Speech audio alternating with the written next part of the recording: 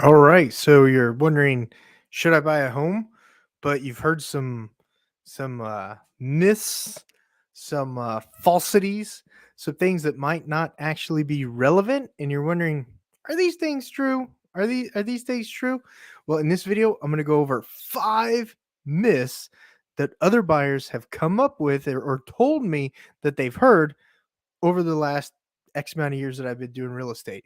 So if you're wondering if any of these items in the description are true, that's what your search engine brought you to this video about, then stick around because I'm getting ready to tell you the lowdown. Is that what it's called? The down low. I don't know hip talk. The I'm going to tell you how it is. So let's go ahead and get started. Excuse me. Man, you need a large down payment to buy a home. Well, that's just not true, folks. You can buy a home in rural development areas for as little as zero down if you meet the qualifying terms and conditions.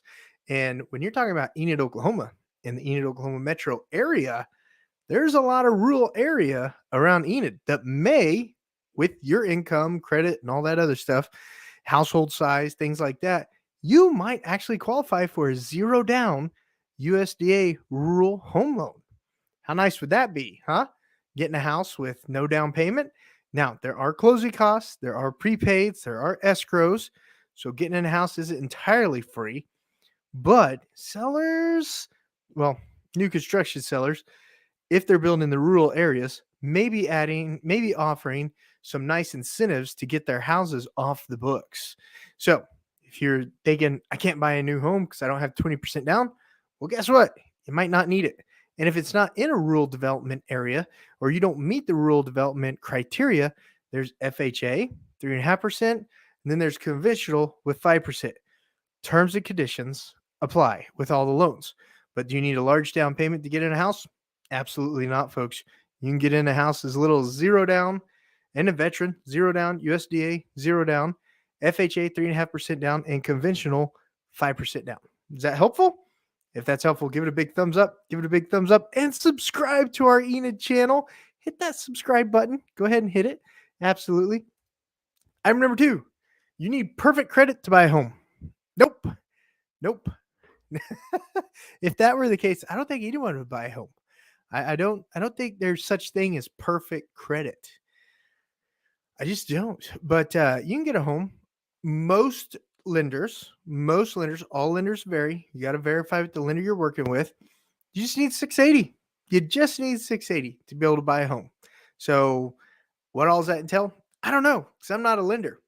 But don't cut yourself short until you check. You want to give us a call, shoot us a text, send us an email. That way we can connect you with a local lender who can go over your credit report with you after you fill out the application and give them permission to pull your credit. And it's not a regular credit report. It's like a special credit report that pulls credit from all 3 creditors. I don't know how it works because I'm not a lender. But do not cut yourself short. Give us a call, shoot us a text, send us an email so we can connect you with the local lender who can help you on the lending side of things because your credit may be just fine. It might be. It might be just fine.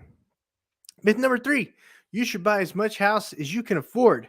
Whoo, man, I will tell people all the time, and a lot of the lenders that I work with are going to tell people all the time, what can you afford? Because the computer is going to give you one number, and that number may be huge. You may not want to go buy a $300,000 house. You may be happy with a $200,000 house. And the payment, too, is very, very important. $300,000 house, it could be like a $2,200 payment. $200,000 house could be as low as like $1,600, $1,700. All right. So what's comfortable for you? You don't want to live paycheck to paycheck. You don't want to always feel in a bind. You want to be able to take a vacation. You want to be able to do things with your kiddos. You want to do things with your spouse, with your significant other. You don't want to be house broke. Okay. It's not worth it. So don't, just because you're qualified for X amount doesn't mean you got to spend it. Does not mean you got to spend it. Okay. Does that help? Myth number 3, does that help? Don't buy as much house as you can afford. You don't have to do that. Does that help? All right. Myth number 4. Home inspection is just a formality. Nope. Nope. I've got 2 pieces of paper that I have you sign when you're buying a house that says, I recommended you get one. 2 different pieces of paper, one from HUD and one from the company that I work with, EXP Realty. Two pieces of paper that you have to sign. Okay. That home inspection is so important. We, as the common person walking around a house, don't see everything that the home inspector going through a 12, 14, sometimes 80-page checklist can find on a home. That's their job, to look for things. All right. I'm not a home inspector. You may not be a home inspector. If you are a home inspector, then you would probably hire yourself to get a home inspection. Am I right? Am I right? Don't skip the home inspection, guys. Don't do that. What about if it's new construction? If it's in a city, it gets city inspections, but those guys don't catch everything. It just really depends on this is your largest asset that you're going to buy typically. It really depends on your level of risk and your level of being comfortable to have to fix something after the fact. Even on new construction, we recommend home inspection. There's 2 pieces of paper that we have you sign, even on new construction, to get a home inspection. It's up to you to do it. It's up to you to do it. But would I skip it? No. No, I would not recommend skipping it. And myth number 5, you don't need a real estate agent to buy a home. Well, that's kind of true. It's kind of true. You don't. You don't. But we read that contract. I think there's 22 clauses on it. We read that contract every day, sometimes 2 or 3 times a day. Okay. We have an idea of what it means. We know the timelines. We help keep you on timeline. We know local contractors who can help you get answers to your contractor questions like home inspectors, termite inspectors, sewer scope companies, scoping companies for the air duct systems, okay, roofers. You don't have to have a real estate agent to buy a house, just like you don't have to have an attorney to sue somebody. Do both of those people know a lot about the industry that they work in? Yeah. Are there good real estate agents and bad real estate agents? Yeah. Yeah. The real estate agent industry has an 87% turnover rate. That's a lot. But that also means that 13% of them are out there hustling, staying in the industry, and I bet they're probably doing 90% of the business. So, do you need a real estate agent to buy a home? No, you don't. Does it help? By golly, it sure does.